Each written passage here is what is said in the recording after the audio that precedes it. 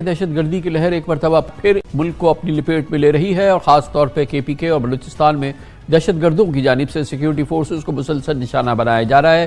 D I Khan میں ایک بہت ہی بڑا حملہ ہوا ہے کہ اس سے پہلے اتنے بڑے حملے کم دیکھنے کو ملے ہیں۔ ڈیرہ اسماعیل خان میں ہماری پاک آرمی کی بیس پر حملہ ہوا ہے، دہشت گردانہ حملہ کیا گیا ہے، جس کے نتیجے میں 25 نوجوان اپنی زندگی کی بازی ہار گئے ہیں۔ 27 ملیٹنٹس جو ہیں وہ مارے گئے ہیں، تو اس سے آپ اندازہ کر سکتے ہیں کہ جس حملے میں 27 دہشت گرد مارے جا چکے ہوں تو اس سے زیادہ کتنی بڑی تعداد ان کی ہوگی۔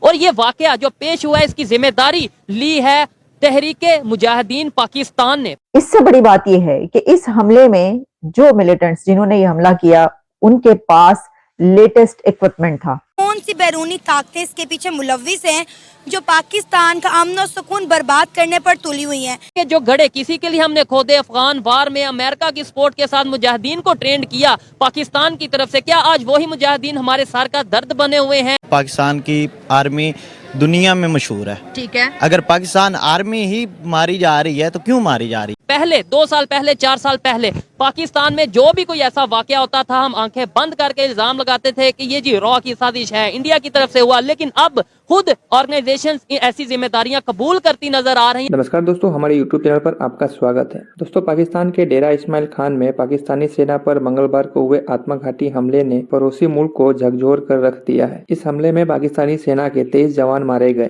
جبکہ 34 سینک گھائل ہو گئے۔ آتنکیوں نے گھات لگا کر سرکشا بلوں کے چیک پوسٹ کو نشانہ بنایا۔ دوستو، اس گھٹنا کے بعد پاکستانیوں کا ری ایکشن سامنے آیا ہے، جس میں کچھ پاکستانی اس حملے کے لیے خود پاکستان کو ذمہ دار مانتے ہیں، وہیں کچھ کا کہنا ہے کہ پاکستان نے جو کھائی دوسرے کے لیے کھودی تھی آج اسی میں گر رہا ہے۔ تو چلیے دوستو، پاکستانیوں کا اس پر کیا کہنا ہے آئیے دیکھتے ہیں۔ ڈیرہ اسماعیل خان میں ہماری پاک آرمی کی بیس پر حملہ ہوا ہے، دہشت گردانہ حملہ کیا گیا ہے، جس کے نتیجے میں 25 نوجوان اپنی زندگی کی بازی ہار گئے ہیں۔ کیا کہیں گے آپ اس افسوسناک واقعے پر؟ دیکھیں، یہ بڑی افسوسناک خبر ہے۔ یہ جب سے 9/11 ہوا ہے تقریباً اس وقت سے یہ کنٹینیوٹلی حملے ہو رہے ہیں۔ پہلے ہم پبلک پہ ہوتے تھے، پھر ہمارے سیکورٹی اداروں پہ، اور بیچ میں کچھ امن آیا تھا، لیکن اب ریسنٹلی پھر یہ شروع ہو گئے ہیں۔ دیکھیں، اس پہ جتنا افسوس کیا جائے اتنا ہی کم ہے۔ یہی بات میں آپ سے کرنے والی تھی کہ ہمارے ابھی ملک میں امن ہوتا ہی ہے، ہم امن کی طرف ایک قدم بڑھاتے ہی ہیں، لیکن کچھ نہ کچھ ہمارے ملک میں ایسا ہو جاتا ہے جو ہمیں دوبارہ پیچھے لے جاتا ہے۔ آپ کو کیا لگتا ہے کون سی بیرونی طاقتیں اس کے پیچھے ملوث ہیں جو پاکستان کا امن و سکون برباد کرنے پر تلی ہوئی ہیں؟ پھر ہمیں کہہ دیا جاتا ہے کہ پاکستان ایک دہشت گرد ملک ہے، جبکہ ہمارا ملک تو خود دہشت گردی کا شکار رہا ہے سالوں سے اور اب تک ہے۔ دیکھیں، یہ تو جب 9/11 ہوا تھا اس کے بعد آپ کو پتہ ہے کنٹینیوٹلی یہ جو TLT جس کو طالبان کہتے ہیں ان پہ طالبان پاکستان کبھی ان کو بلیم کرتے ہیں، کبھی افغانستان سے کر رہے ہیں، اور یا کبھی انڈیا کو ہم کر دیتے ہیں، لیکن یہ جتنی ہمارے اندرونی اور انٹرنل اور برونی جو دشمن ہیں ڈیفینیٹلی وہ اس میں انوالو ہوں گے، لیکن ہماری ایجنسیوں کے پاس بھی کوئی انتھیٹک رپورٹ ہوگی۔ اب وہ جو ایجنسیوں کی رپورٹ آئے گی اس سے پتہ چلے گا کہ اس میں کون انوالو ہے، اور جو لوگ انوالو ہیں ان کے ساتھ سختی سے نپٹا جائے تاکہ ملک کا امن بحال رہے۔ کہا جا رہا ہے کہ اس کے پیچھے افغانستان ملوث ہے، وہ افغانی ملوث ہیں جنہیں ہم نے پاکستان میں پناہ دے رکھی ہے۔ دیکھیں، یہ تو اب جب ایجنسیوں کی رپورٹ آئے گی، کوئی انتھیٹک کوئی رپورٹ آئے گی، کوئی ثبوت آئے گا تو اس بیس پہ ہمیں بات کرنی چاہیے، ہوا میں نہیں بات کرنی چاہیے۔ دیکھیں، افغانستان ہمارا برادر ملک ہے، ادھر بھی کچھ لوگ ایسے ہوں گے جو وہ نہیں چاہتے کہ باقی جو برونی لوگوں کے اعلیٰ کار ہوں گے جو پاکستان میں یہ تخریب کاری کروا رہے ہوں گے، لیکن ہمیں اپنی سیکورٹی اداروں پہ پوری امید ہے اس کا کوئی سدے باب کریں گے، کوئی ایسا آپریشن لانچ کریں گے جس سے ہماری اس سے جان چھوٹ سکے۔ اچھا، کب تک ہمیں اس طرح کے معاملات کو دیکھنا پڑے گا، فیس کرنا پڑے گا؟ کسی اور ملک میں اس طرح کے واقعات اتنے ریگولر نہیں ہوتے جتنے پاکستان میں ہوتے ہیں۔ دیکھیں، یہ تو کچھ یہ کہ جو ہمارا آپ کو پتہ ہے کہ ہمسایہ کنٹری افغانستان سے بھی ریلیشن کچھ انبن ہے، آج تک انڈیا سے بھی انبن ہے، لیکن ہمیں کسی پہ بلیم کرنے سے نہیں چاہیے، اپنے خود کے حالات کو صحیح کرنا چاہیے، ہماری انٹیلیجنس جو ہے وہ سخت ہونی چاہیے، اور جو لوگ ادھر تخریب کاری کر رہے ہیں ان سے سختی سے نپٹنا چاہیے۔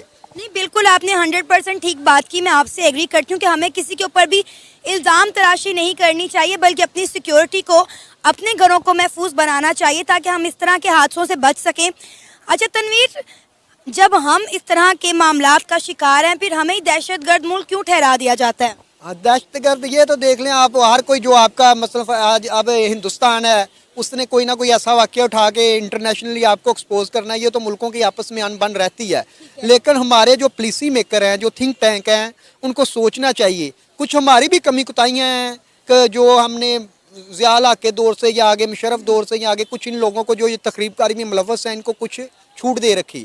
ہم ان کے ساتھ سختی کے ساتھ ان پہ ہاتھ زیرو ٹالرنس ہونی چاہیے, سختی کے ساتھ ہاتھ ڈالیں. جو لوگ بھی ہیں جو امن کے, جو انسانیت کے دشمن ہیں, وہ کوئی بھی ہو, ایون وہ ہندوستان سے کوئی وہ تخریب کاری کروا رہا ہو. ابھی آج خبر یہ آئی ہے, بڑی افسوسناک خبر ہے کہ ڈیرہ اسماعیل خان پاکستان کے علاقے میں, سٹی میں سیکورٹی فورسز کے اوپر اٹیک ہوا ہے, ان کی چیک پوسٹ کے اوپر اٹیک ہوا ہے. تقریباً 20, 23, 24, 25 کے قریب جو سیکورٹی فورسز کے جوان ہیں, فوج کے جو جوان ہیں, ان کی جانیں گئی ہیں. کیا کہنا چاہیں گے؟ ہر ہفتے میں, آلموسٹ ہر ہفتے 10 دن میں ہم دیکھتے ہیں کوئی نہ کوئی ایسا واقعہ پیش آتا ہے. یہ کون کر رہا ہے اور کیا اس پہ کہنا چاہیں گے؟ سب سے پہلے تو بڑا افسوس کا اظہار کرتا ہوں میں اس بات پہ جو ہمارے نوجوان شہید ہوئے ہیں, اور ہر وہ قیمتی جان ہے جو ہماری حفاظت کے لیے ضائع ہو رہی ہے. یہ جو معاملہ ہے کہ یہ دہشت گردی ہو کیوں رہی ہے اور معاملات ہیں, جو میری انڈرسٹینڈنگ ہے, جیسے ابھی یہاں سے افغان ریفیوجیز, مائیگرینٹس جو ان سے یہاں سے جا رہے ہیں, بھیجا جا رہا ہے, تو اس کا مائٹ بھی کوئی نہ کوئی سائیڈ افیکٹ آنا تھا. اور اگر ہم ٹیررزم کو اچھے طریقے سے سمجھنا چاہتے ہیں تو ہمیں سوویٹ وار کے ٹائم سے, جو رشیا کے ٹائم سے جو افغانستان کی جنگ ہوئی ہے, وہاں سے ذرا ہسٹری کو دیکھنا پڑے گا کہ کیا کیا معاملات ہوئے, کون کون سے, پاکستان کا کیا رول رہا, ہم نے ہمارا کیا رول رہا, ہماری ایجنسیز کا کیا رول رہا, ہماری گورنمنٹس کا کیا رول رہا, اور ہم نے کیسے اپنے نیبرز کے ساتھ تعلقات رکھے ہوئے ہیں. دیکھیں, دہشت گردی کا سب سے بڑا ہمیں خطرہ ہماری نیبرنگ کنٹری سے ہی ہے.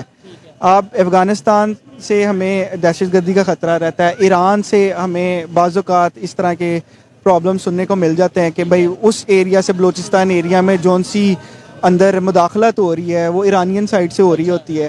تو ہسٹری کو آپ پڑھیں گے, آپ گلوبل کانٹیکسٹ میں اس کو دیکھیں گے کہ کیسے کیسے جو ورلڈ آرڈر ہے اس کے اندر چینجز آئی اور اس کا افیکٹ ہمارے لوکل سطح پہ کیا پڑا, تو آپ کو کلیئرٹی ملتی جائے گی. میں پوائنٹ آؤٹ نہیں کرنا چاہ رہا کہ یہ بندہ غلط ہے, یہ دارا غلط ہے. زبردست. اچھا, یہ واحد شاید پاکستان نہیں ہے جس نے یہ کہا ہے کہ ہمیں نیبر کنٹریز سے سیکورٹی کا تھوڑا ایشو رہتا ہے, اور وہ نیبر کنٹریز میں دہشت گردی کا ایشو رہتا ہے. ایران اور افغانستان کا نام لیا, واحد پاکستانی جس نے انڈیا کا نام نہیں لیا. بڑی مجھے مطلب یہ حیرت بھی ہوئی ہے. ادروائز ایران افغانستان کا کوئی نام لے نہ لے, انڈیا ہمارے زبان میں سب سے پہلے آتا ہے جی انڈیا کی طرف سے ہو رہا ہے, را کروا رہا ہے, یہ کروا رہا ہے, وہ کروا رہا ہے. اچھا, مجھے یہ ایک کامن سینس, مطلب ایک عام سا سوال ہے, آپ جہاد کو کیا سمجھتے ہیں؟ مطلب جہاد کو سپورٹ کرتے ہیں؟ جو ابھی جو ان سے ہے نا, یہ مجھے یہ لگتا ہے کہ جو کرائے کے بدماش ہیں جو لوگ ہائر کرتے ہیں اپنے مقاصد کے لیے. اب ایران اور افغانستان کو کون یوز کر رہا ہے, مائٹ بھی اس کے پیچھے را, مائٹ بھی اس کے پیچھے CIO, مائٹ بھی اس کے پیچھے کوئی بھی ادارہ ہو سکتا ہے. تو ابھی یہ تو جو گلوبل پیس ہے اس کو, لوگوں کی اکانومی کو نہ گرو کرنے کا ایک یہ طریقہ ہے کہ ادھر بھائی ٹیررزم لے آؤ. ٹیررزم لے آؤ گے تو آپ FATF کی گرے لسٹ میں آ جاؤ گے, گرے لسٹ سے بلیک لسٹ میں چلے جاؤ گے. تو ٹیررزم کا اس کے اندر ایک پارٹ ہے نا, تو ہماری اکانومی کو ڈی سٹیبلائز کرنے کا بھی ایک طریقہ ہے ٹیررزم. اچھا, یعنی کہ آپ کے خیال میں کہ امریکہ اس چیز پہ پڑا ہے کہ بھائی پاکستان کی